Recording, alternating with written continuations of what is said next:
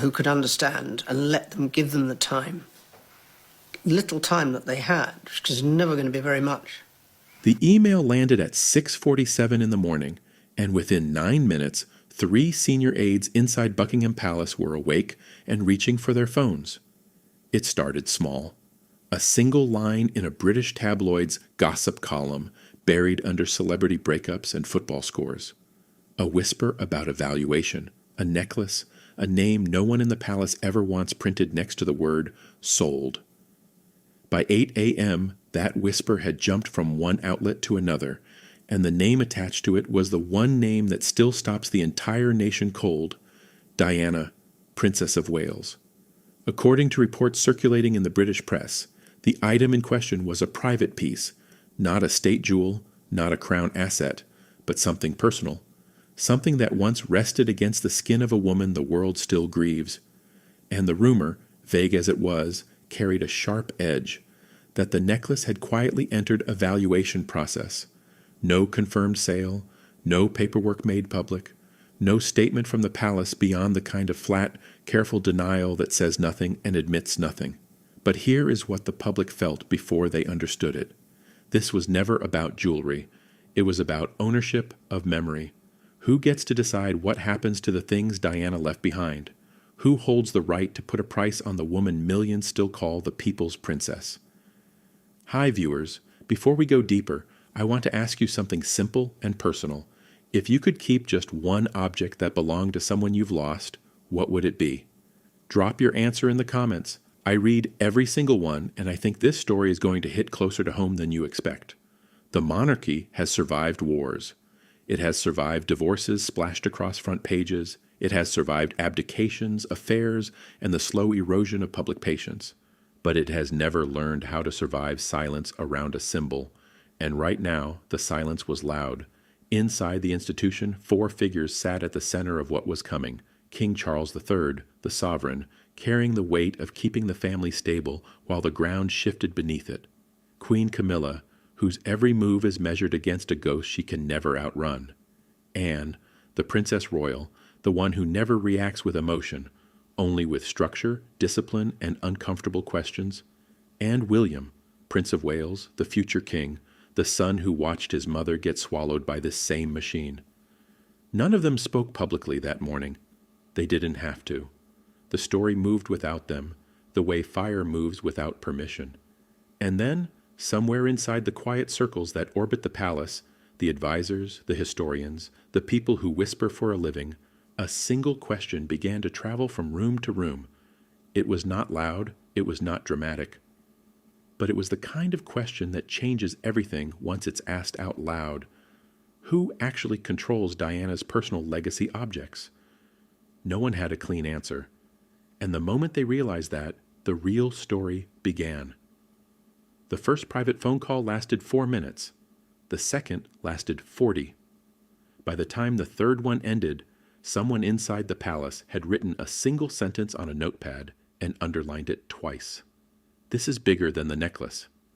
They were right, because Diana is no longer just a person in this system.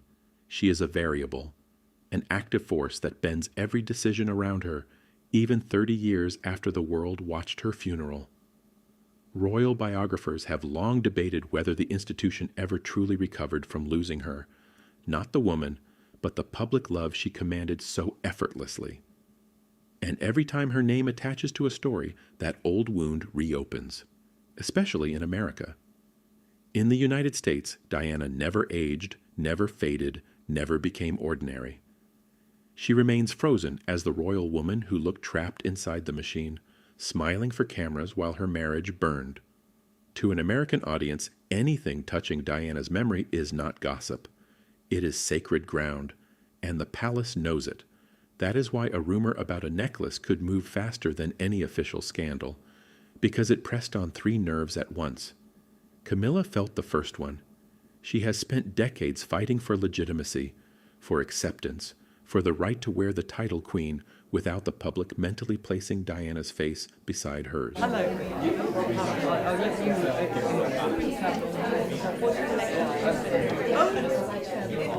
That's right. A story like this drags that comparison back into daylight, whether she deserves it or not. William felt the second nerve, and his was the sharpest. This is his mother. From a public relations standpoint, any son would feel the instinct to protect. But a future king cannot simply react. He has to think about what protection costs, and what silence costs, and which one damages the crown he will one day wear. Catherine, the Princess of Wales, sat near the third nerve, the one connected to public affection. She carries something Diana carried, that rare ability to make people feel the monarchy is human. The institution leans on that, quietly, more than it admits. And Anne? Anne did not feel nerves, she felt gaps. While others worried about feelings and headlines, the Princess Royal asked a colder question. Not, how do we manage the story, but why don't we know exactly where these items are and who authorized anything to happen to them? She does not react emotionally. She reacts structurally. And structure in this family is rare and dangerous. When a monarchy cannot define who owns its memory, it loses control of its own inheritance. That is the warning hiding underneath the noise. Symbols are not decoration, they are anchors, and an anchor that nobody can account for is just a weight waiting to drag something down. So while the public argued and the press speculated, something quiet began moving inside the walls. Not an investigation into Camilla, not yet. Something narrower and somehow more threatening. A private administrative review into what was being called, in careful language, catalog integrity of legacy jewelry. It sounded boring, procedural, harmless. It was none of those things, and the first person to read that document understood immediately why it had been written. The number appeared in a single line of media chatter, and it changed the entire tone of the conversation overnight. 7. A figure. A valuation. Whispered estimates that ranged, according to unverified commentary circulating online, somewhere between a private collector's fortune and a sum that made people stop scrolling. No confirmed transaction, no receipt, no buyer named.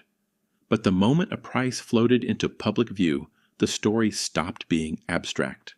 Memory now had a dollar amount attached to it, and that felt like a violation to millions of people who never met Diana but loved her anyway. The questions came fast, and they came angry. Why would anyone put a value on Diana's memory at all? Why now, with William's future reign already being prepared behind palace doors? And the question that cut deepest, who authorized it? Nobody stepped forward with an answer. That absence of an answer became the story. Inside the institution, the Princess Royal sharpened her focus. People assumed she was hunting for a scandal, a villain, a headline. She wasn't. Anne was hunting for something far more unsettling to an old institution, procedural gaps, the places where tradition had always relied on a handshake and a trusted name instead of a record. For centuries, royal assets moved on informal trust. A piece given here, a piece passed there. Nobody wrote it down because nobody imagined they'd ever have to prove it. Now, suddenly, they had to prove it, and they couldn't. William learned of the deepening review the way he learns most sensitive things, indirectly, through institutional channels, a quiet briefing rather than a confrontation. He did not raise his voice. Those close to the situation describe a man who went still, the way people go still when they realize a problem is older and deeper than the one in front of them. His mother's name was being valued and traded in public imagination, and the family could not even produce a clean paper trail to say where her things had gone. Camilla, meanwhile, felt the pressure tighten, not as an accusation, but as something almost worse. Perception risk. The story did not need to prove she did anything. It only needed the public to wonder, and the public was already wondering loudly across every platform that runs on outrage. Here is the truth the palace understood and the public felt. Sometimes the monarchy's greatest weakness is not wrongdoing. It is interpretation. A family can be completely innocent and still lose control of what people believe. In the modern world, belief moves faster than fact, and it hits harder. So a request went out quietly through the proper internal channels. Careful wording. No drama on the page. Just one instruction that made everyone who read it understand the ground had shifted. Show full chain of custody for all Diana-associated jewelry items. That idea. A historical perspective, which is slightly different, maybe more realistic. It just goes... It was a simple sentence, a reasonable request, the kind of thing any well-run organization should be able to answer in an afternoon. The palace could not answer it, and the silence that followed that request was the loudest silence of all.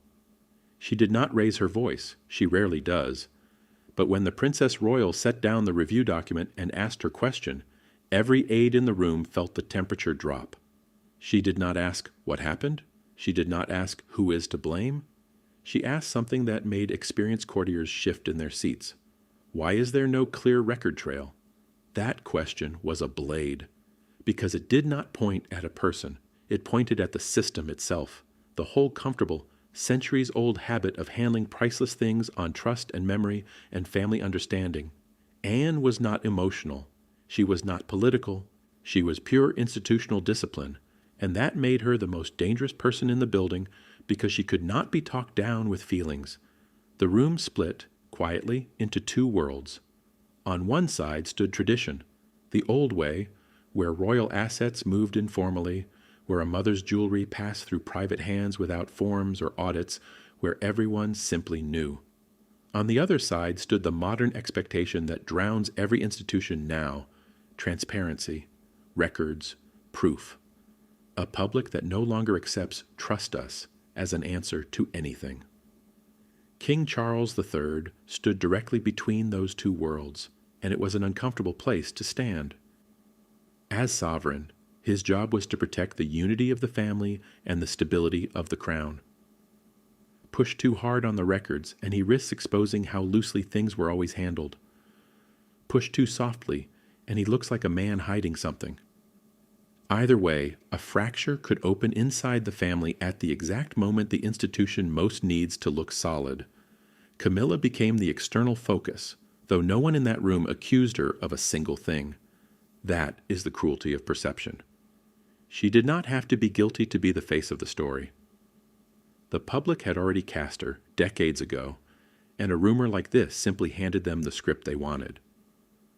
From a public relations standpoint, she was carrying weight that may not even belong to her. But Anne kept everyone's eyes on the real problem, not the woman, the gap, the missing record, the thing that should have existed and didn't. Because institutions do not collapse when one internal question gets asked. They collapse when that internal question becomes a public conversation.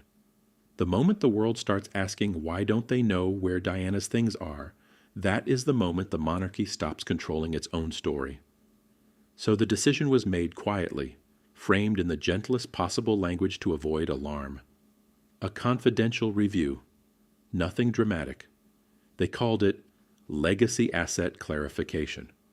It sounded like paperwork. It sounded like housekeeping, but the people who understood power understood what had actually just begun. Once you start documenting what was never documented, you find out things that were never meant to be found, and somewhere in that chain of custody, waiting in the gaps, was a detail that no one in the family was prepared to explain. One name entered the conversation, and the entire tone of the room changed. People who had stayed calm through valuations and audits suddenly went quiet, because the name was Diana. Up to that point, the review had stayed cold and clinical. Records, custody, procedure. Then someone said her name out loud in a meeting where her name was the whole reason they were gathered, and neutrality died on the spot. That is the power Diana still holds, even now. Even with no wrongdoing confirmed by anyone, the mention of her transforms a procedural matter into an emotional earthquake. The media understood this instinctively. Every outlet that touched the story leaned on her name because her name is the engine. It amplifies. It magnifies. A boring story about jewelry catalogs becomes a referendum on how the royal family treats the memory of the woman it once failed. And the gap between what the palace could prove and what the public assumed grew wider by the hour. William felt it the most. The protective instinct rose in him the way it rises in any son hearing his mother discussed like an asset. Those who observe the family closely describe a man holding two opposite forces at once, the private grief of a son and the public restraint required of a future king. He cannot grieve loudly, he cannot defend angrily. Every reaction he has is studied, measured, and weighed against the crown he will inherit. Camilla, for her part, became sensitive to a comparison she has fought her entire public life. The story did not just put pressure on her, it resurrected the oldest framing in the modern monarchy, Diana versus Camilla, the beloved versus the replacement. Royal biographers have long debated whether that comparison will ever fully fade. Stories like this one suggest it never will. Catherine moved into a role she did not ask for, but performs naturally. The bridge. The Princess of Wales carries public empathy the way few royals can, and in moments like this, the institution leans on her quietly to remind the public that the family is human. Her warmth becomes a shield the palace did not plan, but desperately needs, and Anne stayed exactly where she always stands, firm, neutral, unmoved by the emotional storm around her. She does not defend people, she defends systems. While everyone else reacted to Diana's name, Anne kept asking the same structural questions because she understood something the others were only beginning to feel. Diana is no longer the past. She is an active variable in the present monarchy, a force that shapes decisions, bends public opinion, and tests the legitimacy of everyone who comes after her. The monarchy is changing hands emotionally before it ever changes hands legally, and whoever fails to understand that will lose far more than a necklace. So a briefing paper was quietly circulated, summarizing what was carefully labeled public sensitivity risk associated with Diana-linked artifacts. Cold words for a hot subject, but buried inside that paper was one line that made a senior advisor stop reading, set the document down, and ask to speak with someone privately. Because that single line hinted at something no one had said out loud yet. And once it was said, there would be no taking it back. The word appeared in a single line of commentary, and it pushed the story off the edge of British gossip and into something that looked like international finance. The word was offshore. According to reports circulating in online royal commentary spaces, the conversation shifted from where Diana's necklace might be to where it might be going. Private collectors, anonymous buyers, the quiet, borderless world of luxury assets that move between countries without ever touching a public auction floor. No confirmed transaction, no named destination. But the idea alone was enough to set off alarms inside the institution because it touched the one thing a monarchy cannot afford to lose. Prince Philip and Camilla, they're coming together. Control of its own story. Think about what offshore movement of a symbolic object actually means. A piece tied to Diana, Princess of Wales, slipping into a private collection in some distant, tax-friendly jurisdiction, never to be seen again, its journey untraceable, its owner unknown. From a public relations standpoint, that scenario is a nightmare, not because a law was necessarily broken, but because the public would fill the silence with the worst possible story. And the worst possible story always wins online. The Princess Royal pushed harder. Those familiar with her approach describe a woman who refused to be comforted by the lack of proof. Her logic was cold and clear. If public perception of Diana could be monetized, quietly, privately, beyond the reach of any record, then the monarchy was no longer the author of its own legacy. Someone else was. A buyer, a broker, a market. The crown would be reduced to a spectator watching its own history get sold off in pieces. That is the real danger she saw. The monarchy does not lose power through theft. It loses power through ambiguity, through the things it cannot account for, cannot explain, cannot prove. Every unanswered question is a crack, and cracks spread. William began thinking past the moment entirely. Those close to the situation describe a future king who stopped reacting to the rumor and started studying the wound underneath it.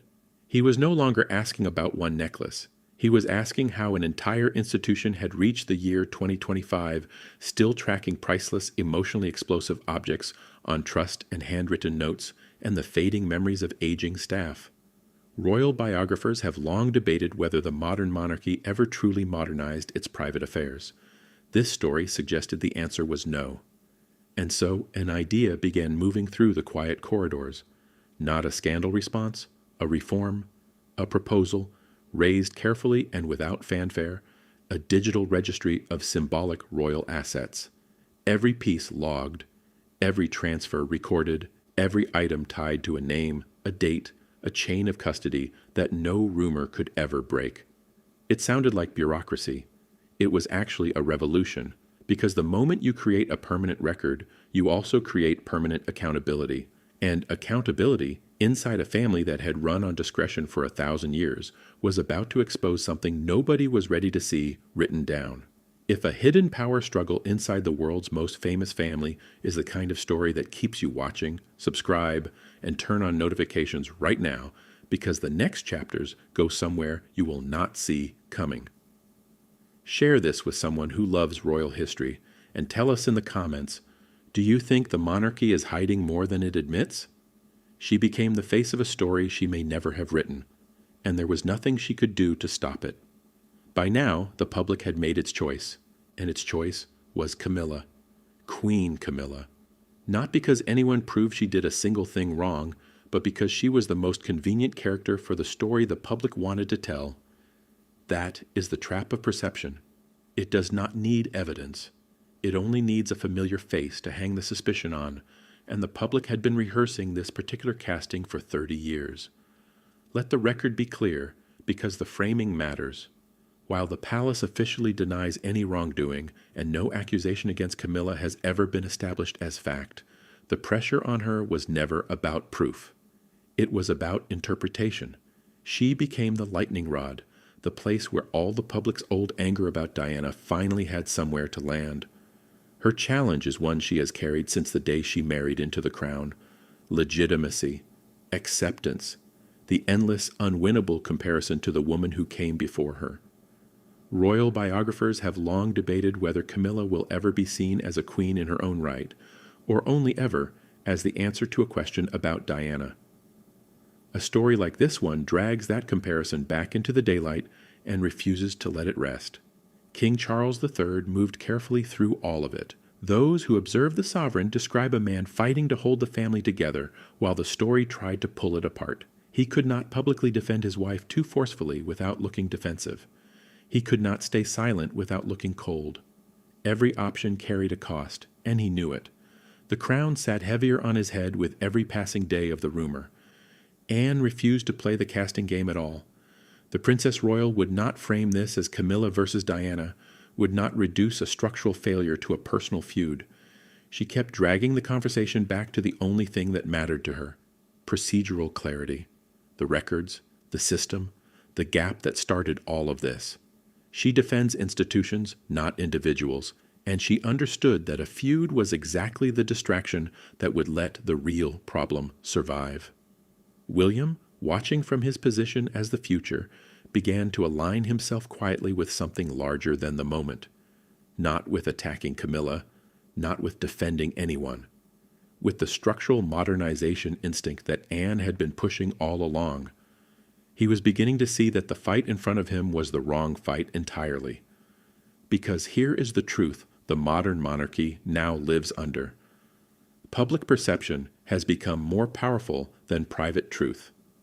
What people believe outweighs what actually happened, and a family that survives on public consent cannot win a war fought on that battlefield with old weapons.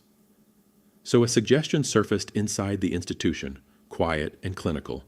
Standardize all historical jewelry classification under a unified crown registry, one system, one record, one source of truth. But standardizing the records meant opening the old ones first.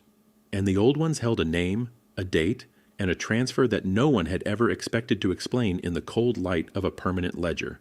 The necklace stopped mattering, and the moment it stopped mattering was the moment everyone realized how much trouble they were actually in. For weeks, the story had circled a single object: the Diana necklace, the valuation, the offshore whisper. But somewhere along the way, the people at the center of the institution understood a harder truth.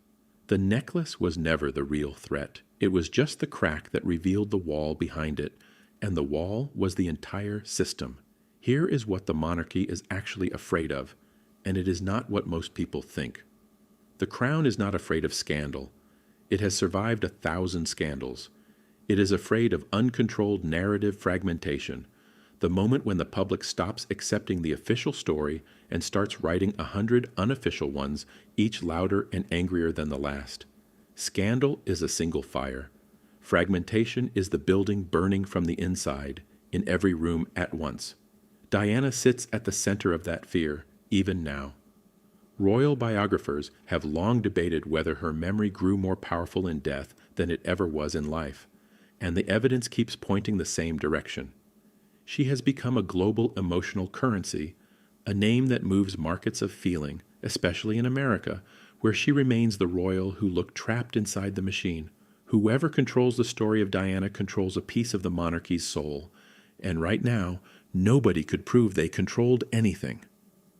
Catherine, the Princess of Wales, emerged in this moment as the stabilizing figure the institution leaned on without ever announcing it.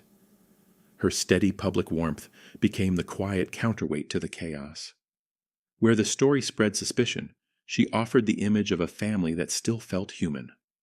From a public relations standpoint, she was holding a line that no document could hold. William stepped further into the role of the future reformer. He had stopped seeing this as a crisis to survive and started seeing it as a system to rebuild. Anne remained what she had been from the first hour, the structural conscience, the one voice that kept asking the uncomfortable question while everyone else managed the headlines. And Charles became the bridge, the transitional figure holding the old world steady just long enough for the new one to take shape. The real conflict was never Camilla versus Diana. That was the story the public wanted, the easy story, the soap opera. The actual battle was tradition versus transparency, the old way of trust and discretion against the new world's demand for proof and records and accountability. And tradition was losing. So a draft began moving through the senior corridors, carrying a name as dry as anything ever written inside a palace. Royal Legacy Asset Governance Framework. Cold words, bureaucratic words. But everyone who read those words understood what they really meant. The monarchy was about to write down permanently things it had survived for centuries by never writing down at all. And the first draft already contained one entry that made a senior figure ask quietly whether the family was truly ready for what the truth would cost. He set the document down, and for a long moment the future King of England said nothing at all, because he had just understood something that changed everything.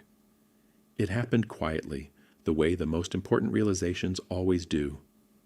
William, Prince of Wales, had spent weeks thinking this was about a necklace, about his mother, about protecting a memory from people who would put a price on it. Then, reading through the proposed reforms, it clicked into place. This was never about jewelry. It was about the architecture of trust itself. Here is what he finally saw. Legacy objects are not decorations. They are public trust anchors, physical proof that the monarchy is a continuous, honest, accountable thing. When the public can see that the crown safeguards its history with care, they extend their trust. When that history disappears into ambiguity, into gaps, into offshore whispers and missing records, the trust disappears with it. Ambiguity is not a small problem. Ambiguity is reputational risk in its purest form. And William understood the deeper stakes for his own future. Royal biographers have long debated where a future king's moral authority actually comes from, and this story handed him the answer. If he allowed Diana's memory to become just another palace-managed asset, traded and valued and handled in the dark, he would lose the one thing that protects his future reign, the moral high ground. The public trusts William in part because he is Diana's son. Mishandle Diana, and he mishandles the very foundation he stands on. But confronting Camilla directly would humiliate his father. Doing nothing would make him look weak. He was caught between three bad options: the way leaders always are at the moment that defines them. Then came the third path, and it came from the one person who had seen the whole board from the beginning. The Princess Royal did not tell him to attack Camilla. She did not tell him to defend Diana. She told him something far more powerful. Do not fight the person. Change the system. Make the problem impossible to repeat by building something no rumor can ever break again. In that moment, the roles settled into their final shape. Camilla was no longer the focal point. The story had outgrown her. Anne became the silent architect of reform, the conscience who had pushed from the shadows until the future king finally heard her. And Charles became the balancing bridge, the sovereign holding the institution steady while his son prepared to remake it. Because the future monarchy will not be judged by its crowns, or its jewels, or its ceremonies. It will be judged by something colder and more modern, the transparency of its records, the proof that it has nothing to hide. So a structural recommendation reached the highest level of senior review, carrying an idea that would have been unthinkable a generation ago.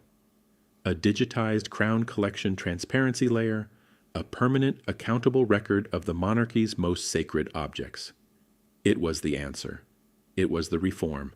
It was the third option that saved William from an impossible choice. But reaching the highest level of review meant the final decision now rested with one man. And what he chose to do next would either close this story forever or crack the institution open in a way it might never recover from. There was no arrest, no confession, no dramatic press conference on the palace steps, and that, in the end, was the most shocking outcome of all. Everyone had braced for an explosion. The public wanted a villain dragged into the light, a scandal confirmed, a head to roll. Instead, the story resolved the way real power always resolves, quietly, structurally, and almost invisibly. No confirmation of any sale, no proof of any offshore transfer. The necklace rumor that started it all simply began to fade from public certainty, dissolving back into the fog of things people argue about but can never quite prove. But the system it exposed did not fade, not even a little. Behind the walls, the institutional shift had already begun. Transparency systems were no longer a wild idea. They were a serious priority. Legacy asset governance moved from a dry phrase in a draft document to an actual conversation about the monarchy's future. The reform that Anne had pushed and William had finally understood was taking root. Slowly, the way real change always takes root inside an institution that has resisted it for 1,000 years. And in the final picture, each figure had found their place in the story's true meaning. Diana, Princess of Wales, remained the symbolic center, the emotional heart of the modern monarchy's memory, more powerful in absence than most people are in presence. Queen Camilla remained under the weight of perception, carrying a suspicion that was never proven and may never fully lift. The Princess Royal had become the quiet catalyst of an entire accountability culture, the one who asked the cold question that changed the room. William, Prince of Wales, had become the modernization force, the future king who learned that strength sometimes means changing the system instead of fighting the person. And King Charles III stood as the transitional stabilizer, holding it all together long enough for the next chapter to begin. Here is the warning underneath all of it, the prophecy that this whole story was really telling. The monarchy does not fall loudly. It does not collapse in a single scandal or a single mistake. It reforms under pressure it cannot ignore. And the pressure is always building, always quiet, always disguised as something small. A ring, a letter, a photograph, a necklace. Institutions rarely fall because one person makes one mistake. They fall because everyone else explains it away. And this time, for once, somebody refused to explain it away.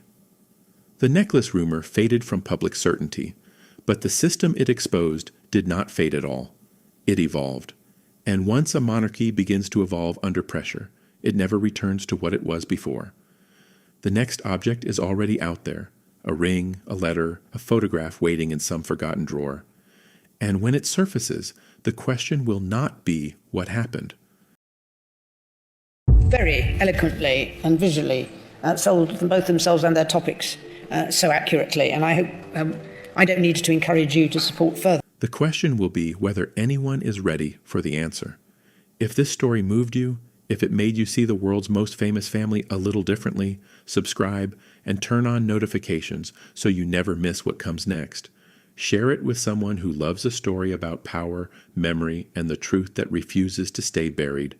And tell us in the comments, what do you believe really happened to Diana's legacy?